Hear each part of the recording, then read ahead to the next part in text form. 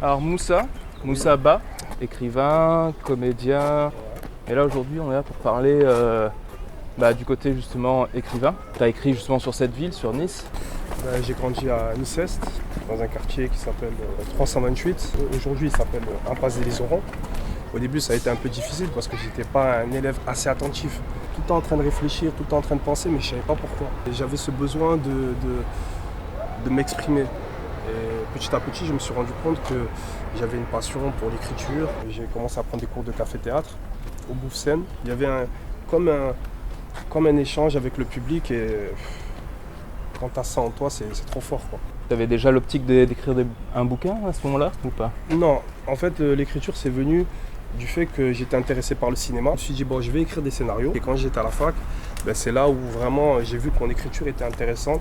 J'avais eu 18 sur 20 sur un scénario d'un jeune néo-nazi raciste qui tombe amoureux d'une maghrébine. Pourquoi? Parce que je voulais prendre les deux extrêmes et les mettre face à face, montrer que même si on a des divergences, on peut s'aimer. C'était important pour toi justement de transmettre ça aux gens? C'est pas que c'est important, c'est la base. C'est la base. Aujourd'hui, on a perdu l'humanité.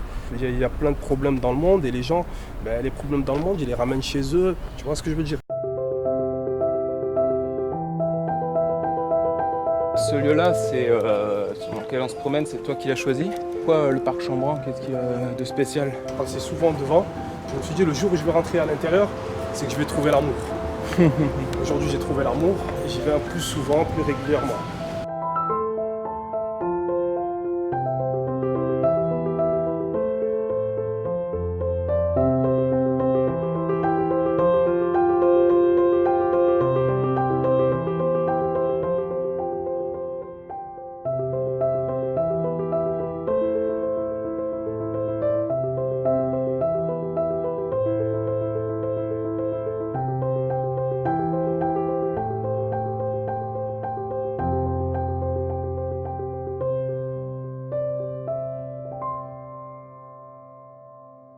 Dans mon bouquin, j'ai essayé d'être un peu le porte-parole des gens oubliés. Parce que c'est vrai que Nice, comme tu peux voir le paysage, tu vois ici, tu vois, c'est trop beau, tu vois la Côte d'Azur, les plages et tout.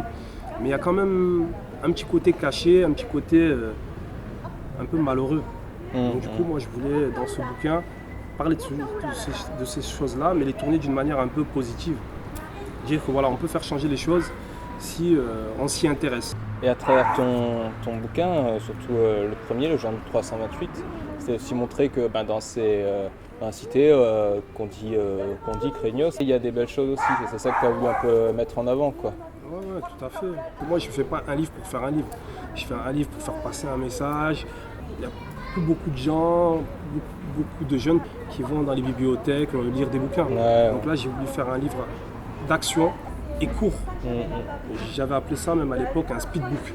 C'est-à-dire un livre que tu pouvais lire en même pas 1 heure. C'est une succession de nouvelles, d'étage en étage. Tu montes premier, deuxième, troisième, quatrième. Tu arrives au 8e étage. Ouais. Ça commence à prendre feu. Là, le livre, tu le tiens bien parce que vraiment, il y a vraiment des choses qui se passent. Le fil conducteur, c'est ça. C'est vraiment rester accroché. Et le deuxième, le deuxième, c'est un roman. C'est Vendredi 13, c'est encore un peu plus perso que le genre du 328. Ah oui, non, Vendredi 13, là, c'est plus romancé, c'est plus poétique. Et du coup, cette Laura là qui prend son véhicule ce Vendredi 13, va se retrouver dans les bouchons. Elle va faire une rencontre avec une personne ou une entité. Bon, faut lire le bouquin. Mais cette rencontre-là va bouleverser sa vie complètement. C'est montrer que l'inconnu, ça fait peur, mais que si on décide de sortir un peu de sa bulle de confort, du quartier qu'on connaît et qu'on va vers un autre quartier, on peut découvrir des choses surprenantes qui peuvent nous enrichir, quoi. C'est ça, c'est l'échange. C'est pas parce que tu es d'un endroit que voilà, tu peux pas aller dans un autre endroit déjà. Il n'y a pas de zone. Il n'y a pas de zone, ça c'est dans la tête, il n'y a pas de zone. On peut aller de n'importe où. Et d'ailleurs c'est ça aussi, Vendredi 13, c'est que Laura en fait elle fait un pas vers l'inconnu, elle fait un pas vers Samir. J'essaie de parler d'un peu des vraies choses. Ramener un peu d'humanité chez les gens. L'essentiel c'est d'aimer. Et l'amour, c'est vraiment ce qui va faire qu'au jour d'aujourd'hui il y aura moins de guerre et qu'il y aura plus de peuples qui auront à manger.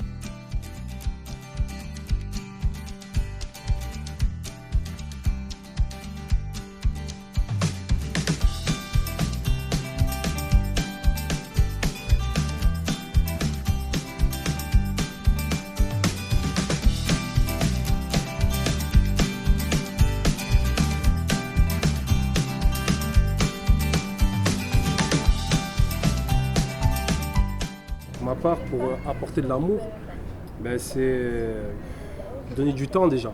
Donner du temps. Après, je pense que ce qu'il faut, c'est se remettre en question. Et arrêter d'avoir des a priori et des préjugés. Donc déjà, ça passe par ça. Et tolérance. Tolérance, ça ne veut pas dire qu'il y a quelque chose qui me déplaît, je tolère. Donc, quand je dis je suis tolérant, c'est en fait... c'est essayer de comprendre l'autre. Je comprends l'autre, voilà. Je suis ouvert.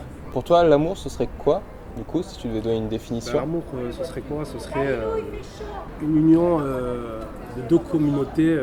C'est le mariage de quelque chose de connu et de quelque chose d'inconnu. D'accord. Tu comprends? Ouais. Voilà. Okay. Moi, c'est ça. Moi, en tout cas, pour mon cas personnel, je vais vers l'inconnu. Et j'aime cet état d'esprit. Et voilà, ça c'était une belle rencontre. D'ailleurs, si vous voulez vous-même découvrir un peu l'univers de Moussa Pah, il suffit de taper sur internet son nom et vous pouvez trouver donc son livre sur internet ou alors à la Fnac de Nice pour ceux qui habitent à Nice. Je dois aussi remercier justement Télé Chez Moi, c'est grâce à eux que je peux continuer ce projet-là et vous faire découvrir justement des gens comme Moussa. Et je dois aussi remercier bien sûr le Parc Chambrun qui est un très joli parc, très mignon et que je vous conseille de découvrir. Je vais donc aller à la rencontre encore une fois de personnes méconnues, dans des lieux méconnus, mais qui mériteraient vraiment qu'on les connaisse.